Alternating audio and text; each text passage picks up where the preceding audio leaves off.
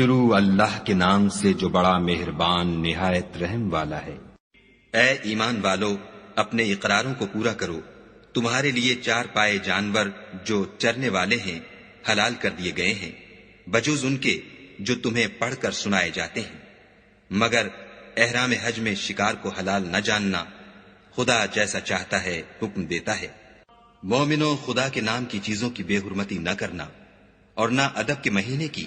اور نہ قربانی کے جانوروں کی، اور نہ ان جانوروں کی جو خدا کی نذر کر دیے گئے ہوں اور جن کے گلوں میں پٹے بندھے ہوں، اور نہ ان لوگوں کی جو عزت کے گھر یعنی بیت اللہ کو جا رہے ہوں اور اپنے پروردگار کے فضل اور اس کی خوشنودی کے طلبگار ہوں۔ اور جب احرام اتار دو تو پھر اختیار ہے کہ شکار کرو، اور لوگوں کی دشمنی اس وجہ سے کہ انہوں نے تم کو عزت والی مسجد سے روکا تھا تمہیں اس بات پر آمادہ نہ کرے کہ تم ان پر زیادتی کرنے لگو۔ اور دیکھو، نیکی اور پرہیزگاری کے کاموں میں ایک دوسرے کی مدد کیا کرو، اور گناہ اور ظلم کی باتوں میں مدد نہ کیا کرو، اور خدا سے ڈرتے رہو۔ کچھ شک نہیں کہ خدا کا عذاب سخت ہے۔ تم پر مرا ہوا جانور اور بہتا لہو اور سور کا گوشت اور جس چیز پر خدا کے سوا کسی اور کا نام پکارا جائے، اور جو جانور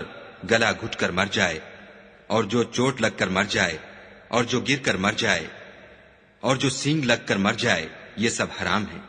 اور وہ جانور بھی جس کو درندے پھاڑ کھائیں مگر جس کو تم مرنے سے پہلے ذبح کر لو، اور وہ جانور بھی جو تھان پر ذبح کیا جائے، اور یہ بھی کہ پانسوں سے قسمت معلوم کرو، یہ سب گناہ کے کام ہیں۔ آج کافر تمہارے دین سے نا امید ہو گئے ہیں تو ان سے مت ڈرو اور مجھی سے ڈرتے رہو۔ اور آج ہم نے تمہارے لیے تمہارا دین کامل کر دیا اور اپنی نعمتیں تم پر پوری کر دیں، اور تمہارے لیے اسلام کو دین پسند کیا۔ ہاں، جو شخص بھوک میں ناچار ہو جائے بشرطے کہ گناہ کی طرف مائل نہ ہو تو خدا بخشنے والا مہربان ہے۔ تم سے پوچھتے ہیں کہ کون کون سی چیزیں ان کے لیے حلال ہیں، ان سے کہہ دو کہ سب پاکیزہ چیزیں تم کو حلال ہیں، اور وہ شکار بھی حلال ہے جو تمہارے لیے ان شکاری جانوروں نے پکڑا ہو جن کو تم نے سدھا رکھا ہو، اور جس طریق سے خدا نے تمہیں شکار کرنا سکھایا ہے اس طریق سے تم نے ان کو سکھایا ہو۔ تو جو شکار وہ تمہارے لیے پکڑ رکھیں اس کو کھا لیا کرو، اور شکاری جانوروں کے چھوڑتے وقت خدا کا نام لے لیا کرو، اور خدا سے ڈرتے رہو، بے شک خدا جلد حساب لینے والا ہے۔ آج تمہارے لیے سب پاکیزہ چیزیں حلال کر دی گئیں، اور اہل کتاب کا کھانا بھی تم کو حلال ہے، اور تمہارا کھانا ان کو حلال ہے، اور پاک دامن مومن عورتیں اور پاک دامن اہل کتاب عورتیں بھی حلال ہیں جبکہ ان کا مہر دے دو، اور ان سے عفت قائم رکھنی مقصود ہو، نہ کھلی بدکاری کرنی اور نہ چھپی دوستی کرنی۔ اور جو شخص ایمان کا منکر ہوا اس کے عمل ضائع ہو گئے، اور وہ آخرت میں نقصان پانے والوں میں ہوگا۔ مومنو، جب تم نماز پڑھنے کا قصد کیا کرو تو منہ اور کونیوں تک ہاتھ دھو لیا کرو، اور سر کا مسح کر لیا کرو، اور ٹخنوں تک پاؤں دھو لیا کرو، اور اگر نہانے کی حاجت ہو تو نہا کر پاک ہو جایا کرو، اور اگر بیمار ہو یا سفر میں ہو، یا کوئی تم میں سے بیت الخلا سے ہو کر آیا ہو، یا تم عورتوں سے ہم بستر ہوئے ہو اور تمہیں پانی نہ مل سکے، تو پاک مٹی لو اور اس سے منہ اور ہاتھوں کا مسح یعنی تیمم کر لو۔ خدا تم پر کسی طرح کی تنگی نہیں کرنا چاہتا، بلکہ یہ چاہتا ہے کہ تمہیں پاک کرے اور اپنی نعمتیں تم پر پوری کرے تاکہ تم شکر کرو۔ اور خدا نے جو تم پر احسان کیے ہیں ان کو یاد کرو، اور اس عہد کو بھی جس کا تم سے قول لیا تھا، یعنی جب تم نے کہا تھا کہ ہم نے خدا کا حکم سن لیا اور قبول کیا۔ اور اللہ سے ڈرو، کچھ شک نہیں کہ خدا دلوں کی باتوں تک سے واقف ہے۔ اے ایمان والو، خدا کے لیے انصاف کی گواہی دینے کے لیے کھڑے ہو جایا کرو، اور لوگوں کی دشمنی تم کو اس بات پر آمادہ نہ کرے کہ انصاف چھوڑ دو۔ انصاف کیا کرو کہ یہی پرہیزگاری کی بات ہے، اور خدا سے ڈرتے رہو، کچھ شک نہیں کہ خدا تمہارے سب اعمال سے خبردار ہے۔ جو لوگ ایمان لائے اور نیک کام کرتے رہے ان سے خدا نے وعدہ فرمایا ہے کہ ان کے لیے بخشش اور اجر عظیم ہے، اور جنہوں نے کفر کیا اور ہماری آیتوں کو جھٹلایا وہ جہنمی ہیں۔ اے ایمان والو، خدا نے جو تم پر احسان کیا ہے اس کو یاد کرو، جب ایک جماعت نے ارادہ کیا کہ تم پر دست درازی کریں تو اس نے ان کے ہاتھ روک دیے، اور خدا سے ڈرتے رہو، اور مومنوں کو خدا ہی پر بھروسہ رکھنا چاہیے۔ اور خدا نے بنی اسرائیل سے اقرار لیا، اور ان میں ہم نے 12 سردار مقرر کیے۔ پھر خدا نے فرمایا کہ میں تمہارے ساتھ ہوں، اگر تم نماز پڑھتے اور زکوٰۃ دیتے رہو گے اور میرے پیغمبروں پر ایمان لاؤ گے اور ان کی مدد کرو گے اور خدا کو قرض حسنہ دو گے تو میں تم سے تمہارے گناہ دور کر دوں گا اور تم کو بہشتوں میں داخل کروں گا جن کے نیچے نہریں بہ رہی ہیں۔ پھر جس نے اس کے بعد تم میں سے کفر کیا وہ سیدھے رستے سے بھٹک گیا، تو ان لوگوں کے عہد توڑ دینے کے سبب ہم نے ان پر لعنت کی اور ان کے دلوں کو سخت کر دیا۔ یہ لوگ کلمات کتاب کو اپنے مقامات سے بدل دیتے ہیں، اور جن باتوں کی ان کو نصیحت کی گئی تھی ان کا بھی ایک حصہ فراموش کر بیٹھے، اور تھوڑے آدمیوں کے سوا ہمیشہ تم ان کی ایک نہ ایک خیانت کی خبر پاتے رہتے ہو، تو ان کی خطائیں معاف کر دو اور ان سے درگزر کرو کہ خدا احسان کرنے والوں کو دوست رکھتا ہے۔ اور جو لوگ اپنے تئیں کہتے ہیں کہ ہم نصارہ ہیں، ہم نے ان سے بھی عہد لیا تھا، مگر انہوں نے بھی اس نصیحت کا جو ان کو کی گئی تھی ایک حصہ فراموش کر دیا،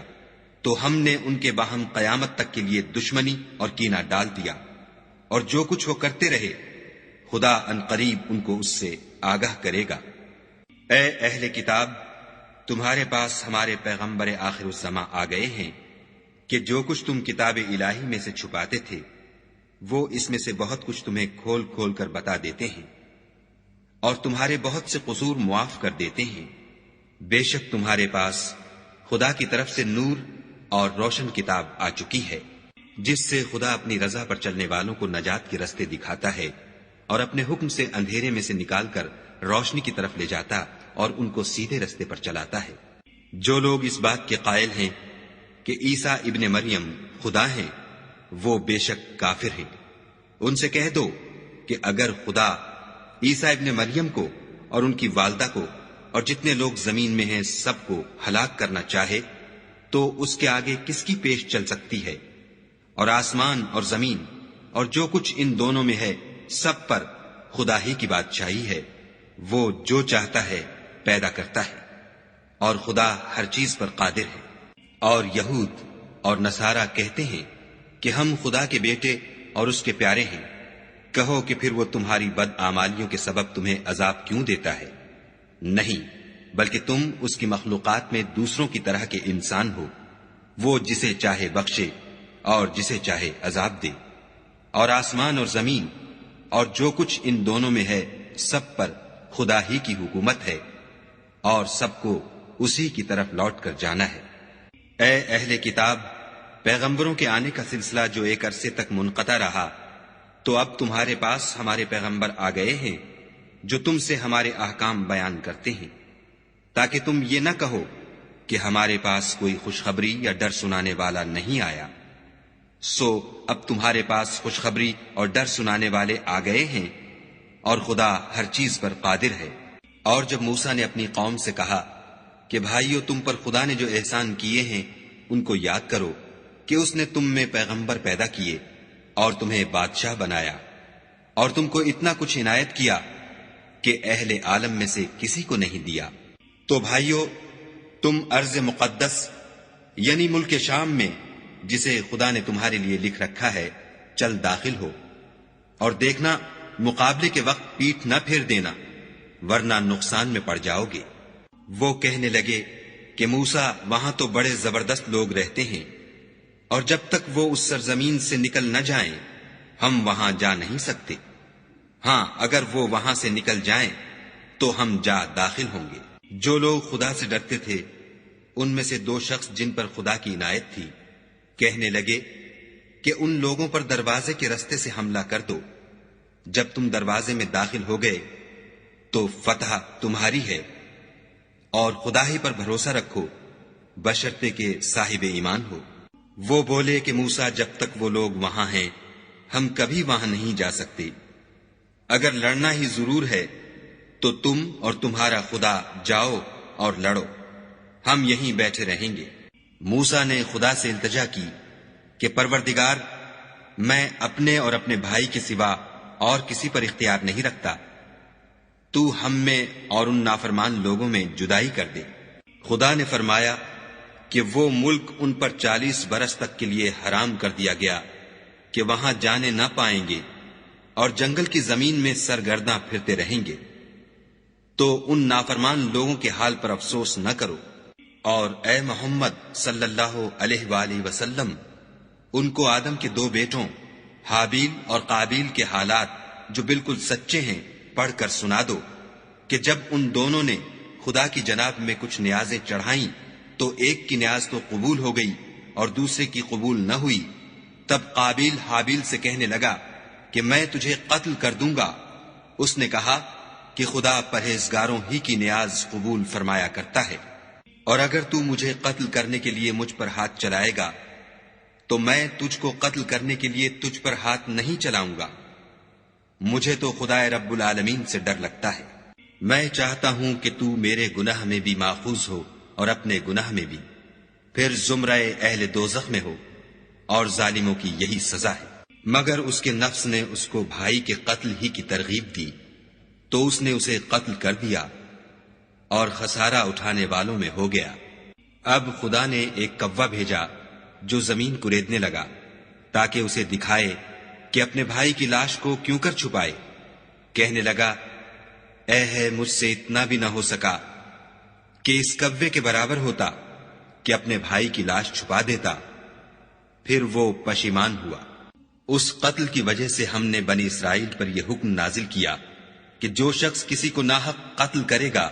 یعنی بغیر اس کے کہ جان کا بدلہ لیا جائے یا ملک میں خرابی کرنے کی سزا دی جائے، اس نے گویا تمام لوگوں کو قتل کیا، اور جو اس کی زندگانی کا موجب ہوا تو گویا تمام لوگوں کی زندگانی کا موجب ہوا۔ اور ان لوگوں کے پاس ہمارے پیغمبر روشن دلیلیں لا چکے ہیں، پھر اس کے بعد بھی ان میں بہت سے لوگ ملک میں حد اعتدال سے نکل جاتے ہیں۔ جو لوگ خدا اور اس کے رسول سے لڑائی کریں اور ملک میں فساد کرنے کو دوڑتے پھریں، ان کی یہی سزا ہے کہ قتل کر دیے جائیں یا سولی چڑھا دیے جائیں، یا ان کے ایک ایک طرف کے ہاتھ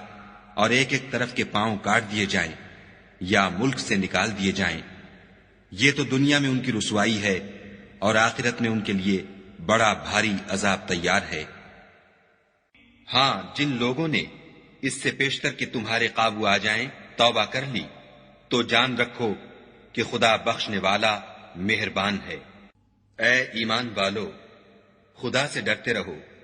اور اس کا قرب حاصل کرنے کا ذریعہ تلاش کرتے رہو، اور اس کے رستے میں جہاد کرو تاکہ رستگاری پاؤ۔ جو لوگ کافر ہیں، اگر ان کے پاس روئے زمین کے تمام خزانے اور اس کا سب مال و متاع ہو، اور اس کے ساتھ اسی قدر اور بھی ہوتا کہ قیامت کے روز عذاب سے رستگاری حاصل کرنے کا بدلہ دیں، تو ان سے قبول نہیں کیا جائے گا، اور ان کو درد دینے والا عذاب ہوگا۔ ہر چند چاہیں گے کہ آگ سے نکل جائیں، مگر اس سے نہیں نکل سکیں گے، اور ان کے لیے ہمیشہ کا عذاب ہے۔ اور جو چوری کرے، مرد ہو یا عورت، ان کے ہاتھ کاٹ ڈالو۔